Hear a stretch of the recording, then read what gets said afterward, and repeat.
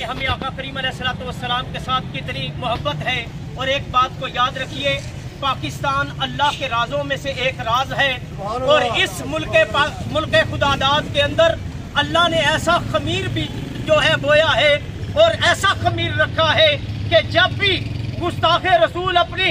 Sir को उठाएगा यहाँ पे गाजी इल्मुद्दीन शहीद पैदा होते रहेंगे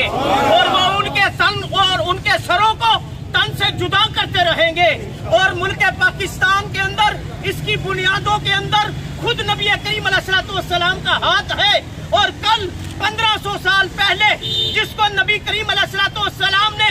जिन जंजीरों को गुलामी की तोड़ के सिर्फ एक गुलामी रसूल का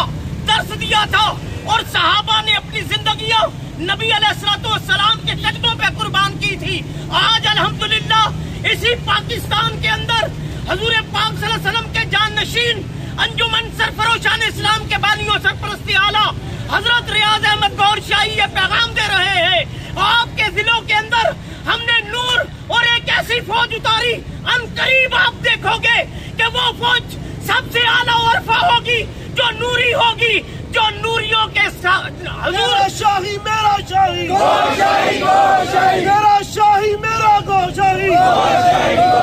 तो हजरत गिरामी कादर वो नूरी फौज ऐसी होगी जिनके सीनों पे इसमें ज़ात जगमगा रहा होगा और वो रसूलुल्लाह के कदमों पे अपनी जानें कुर्बान करेंगे।